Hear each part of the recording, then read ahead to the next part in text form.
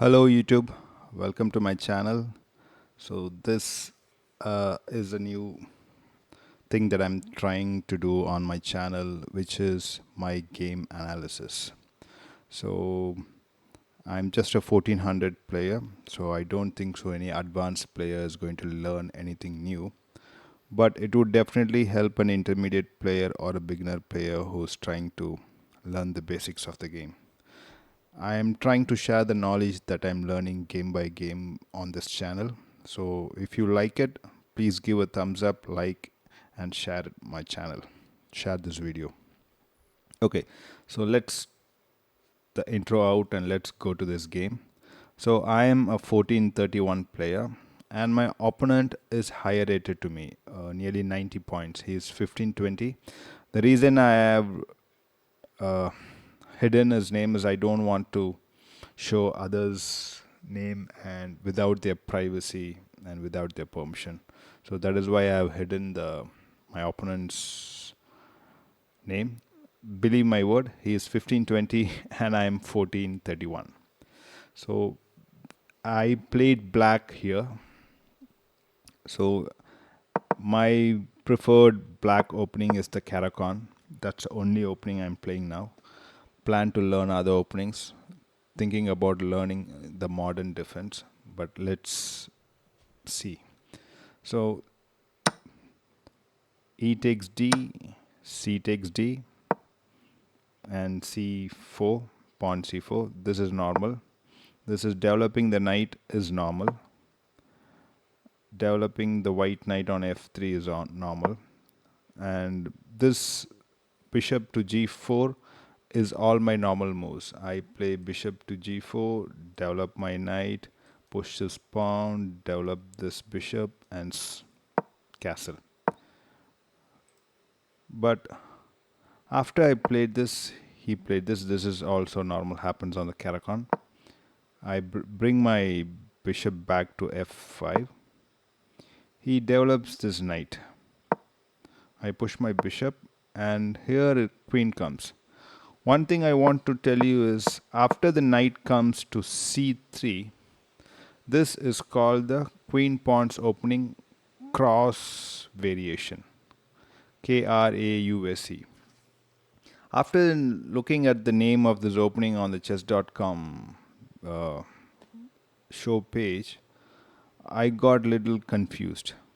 I started with the Karakon and the opening is completely changed into a queen pawns cross variation. So now I, as I'm not a good opening player, after this move I thought, could there be any traps on this opening which I am not aware about? So I was little cautious and little bit scared about my next moves.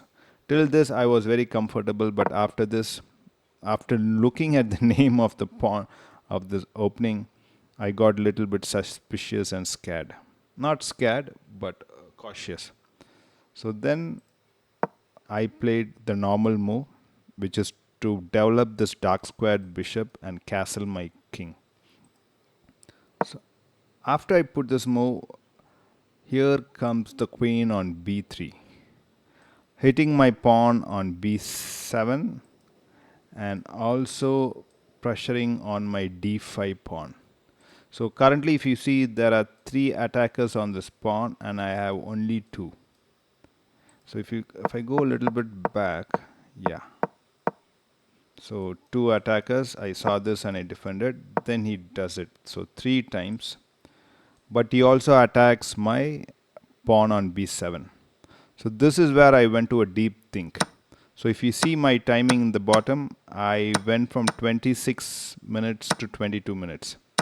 So what are the variations I thought is, I cannot save both the pawns. That is what I thought. I could not save both this pawn and this pawn. So let us sacrifice one, not sacrifice, let's exchange one for another. So what I thought is, if he takes this, I can develop my knight here and save these 2 pieces. So, but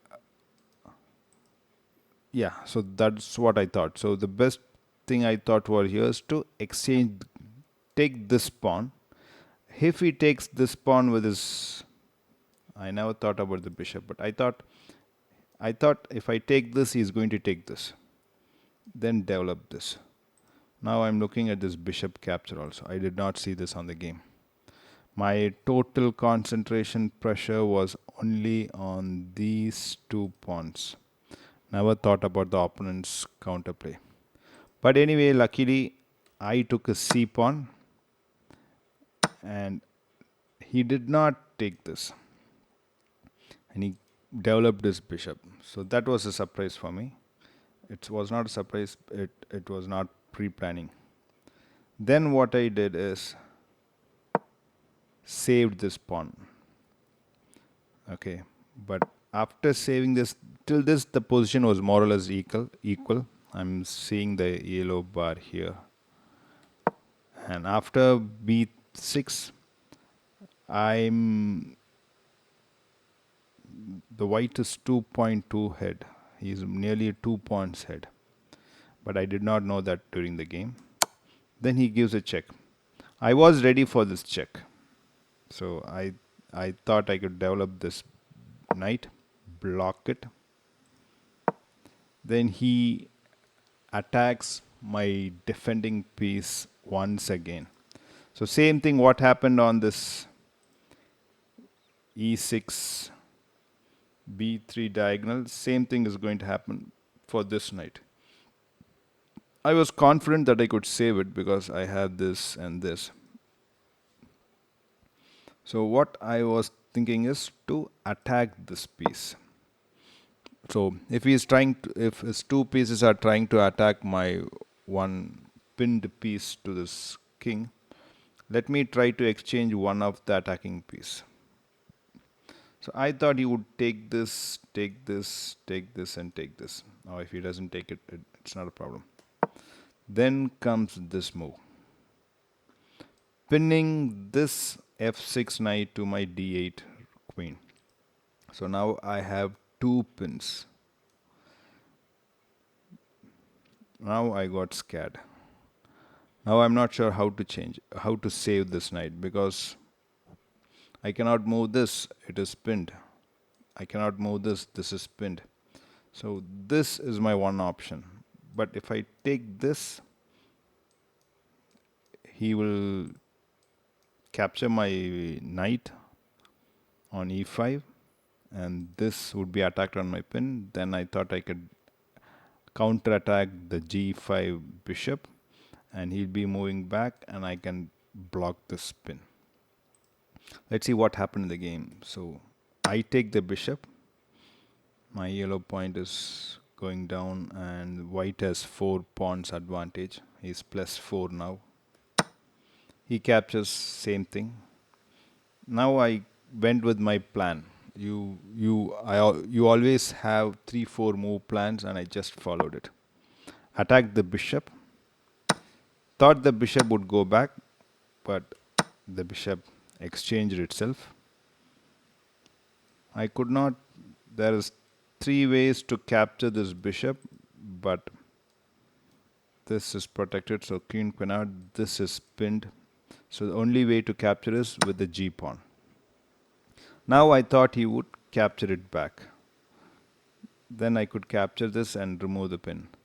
Then I realized after capturing this, I realized the rook can come and create one more cross pin. So this knight is being pinned by the bishop to the king, and this rook is going to pin this knight to my queen. And exactly he played the move that I was scared of. Now I looked at a lot of options and nothing could save this. The best move that the engine offers me is to castle. I think that should have been the best move. So I castled after realizing that I could not save this knight. Let's sacrifice this knight and save our king. The king is more important than the knight. So I castled. Now I was expecting either one of these captures, but my opponent took a different idea. He thought a spawn, he know this knight is not going to move anywhere. So he took my f6 pawn. So now the only way is I cannot move this knight. My queen is in danger. So let me move the valuable piece on the pin. So I captured the f6 pawn. Now what he did is he captured this poor knight, which I was not able to save. So then, in the meantime, my opponent took 2 minutes nearly to capture this piece. I think he was confused to take it. He was calculating on which move he need to take, whether he needs to take it with the rook or he was need to take it with the bishop. He took it with the rook. But in the meantime, I created a plan of double attack with my bishop. So moving this, the queen would attack the g2 pawn, as well as this would create a battery to double attack this. What do you say? Fork it. But luckily he took with his knight. But still I had the plan of attacking this g2 pawn. So I moved my queen. So now I thought he would move this. Or if he has castled, I could take this h3 and create a checkmate attack. But my opponent went for another plan and pushed. Okay, he didn't push it. He didn't see my plan. He counterattacked on the bishop. Now, as I was seriously thinking about this, think what would be the best move for black. If you need a time, just pause the video and take your time. I think the pause is completed. I went with my own plan. But as you see, this was a blunder. I did not see it on the game. This pawn is under defended. I have two pieces attacking it and only the rook is protecting it. I could have easily captured this. But I did not see this in the game. This was a valuable lesson for me in this video. So this is the only reason that I want to share my review for this video, for this game on this channel is we are, what do you say, narrow-minded.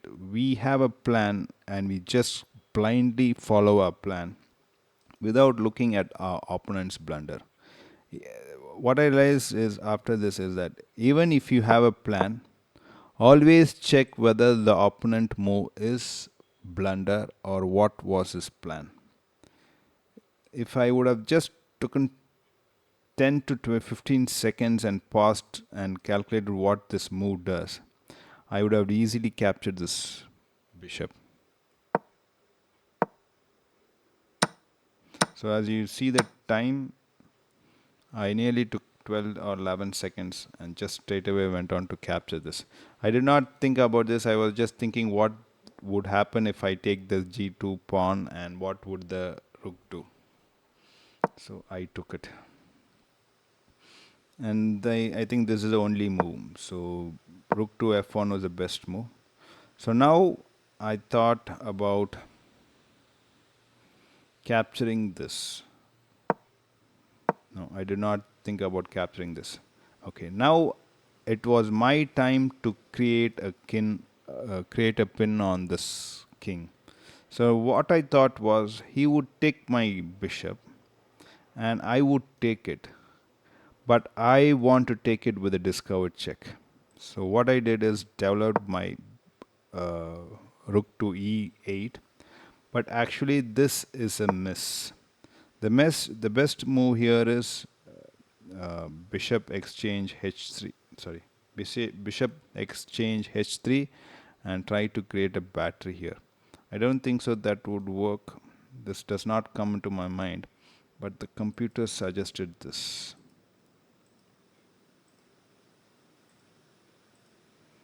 I don't think so. This is a lot of variation to think, and it is not logical at all. So I do not play this. I just developed my rook to e8. And I never thought he would take it because there is a discovery. But after then, in the meantime, I realized if he takes, if I create a discovery, this diagonal on the f7 b3 square opens. So this could possibly he could give a check. So now I thought, did I make a blunder? But I was patient and I calculated it. If he takes this, if I take this, this is a discovery. He has to block with the knight. I can bring my queen back and protect this f7 square. So that was my plan. And he went with this plan of capturing this. Obviously, I have to capture it back with the discovery.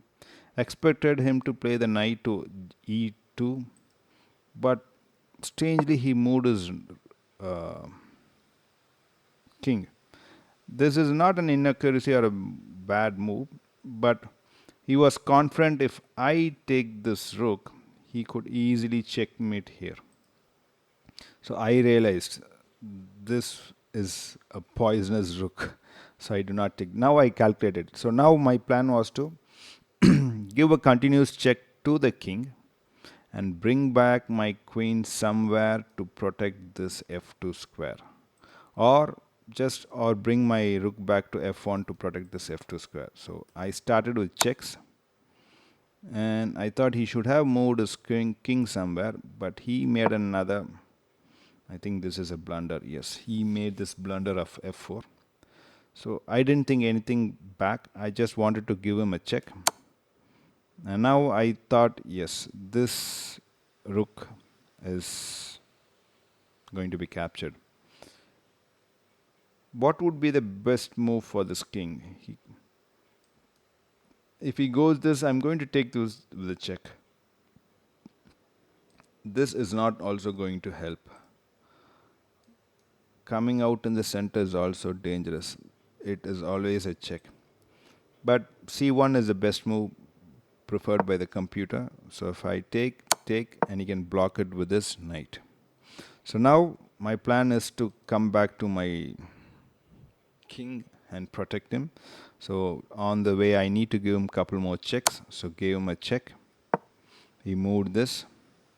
So then what I did is, now this is where I realized the material. Now I was just checking, and now I was thinking about my position and looked at the material. I think I have 4 pawns advantage here, and my engine says I have 5.5 advantage. So now what I did is, okay, let's come back and protect our king. So this is a check. The king has to come outside. He can also go inside. And my plan was to come back and exchange the queen. So if I exchange the queen, I who have pass pawns which I can move and create a queen, and he could not checkmate me. So his checkmate threat would be gone. But again, the same, going with your plan and not looking at your opponent's move mistake. Instead of playing e6, if I would have played c6, I could have easily captured this rook. And I would have, it would not be a great problem, but his still queen is there. I could somehow exchange his queen and I would have won this game. I did not see this move. Obvious double fork move, double threat. I come back here. He goes for a check. So, as I made up my mind to exchange his queens, I did not think about my moving my king. I just went for blocking. And in this particular position, it is bad to exchange the queens for the defending side. As I have more material advantages, if I would have white, I would not have exchanged. I would have constantly created some threats. But after this, I think there's nothing much for him. I was already winning here. But my real advantage starts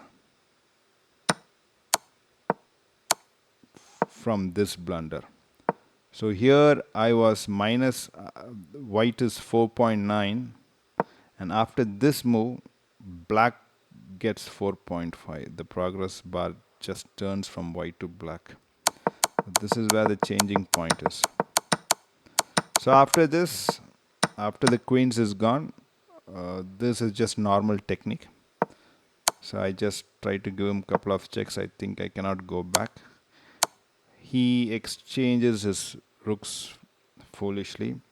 I don't think so. I don't know what was his advantage in the end game. He did not have pawns, or he's an exchange down, but still he went for an exchange. Now I had checked him, and when the king has moved to the queen side, I completely control the d file and I make sure he cannot pass here. And my plan was to push these pawns to queen. So that's all the technique here, nothing more. So I'm not going to go through his end game. He was not trying to come and block it. I was surprised. Now he comes. Then he was silent for his knight was silent for a long time, and suddenly it woke up. When it woke up, I realized, okay, queen, and he's going to fork and take it. So I paused.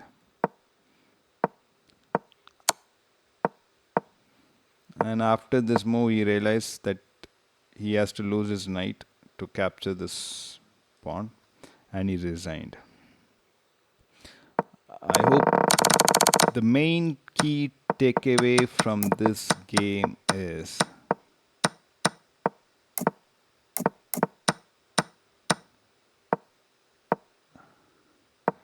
even if you have the best plan in the position, always think about your opponent's move. What is it? Is it a blunder? Sorry, what is the intention of this move?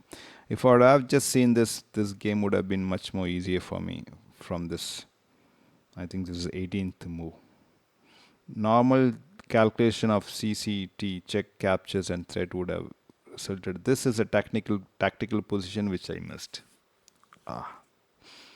Okay, guys, thank you for your time. I hope you learn this single concept of just not moving your pieces blindly with your plan. Also, look at your opponent's moves motive. Thank you. Have a great day. Bye. See you on the next video.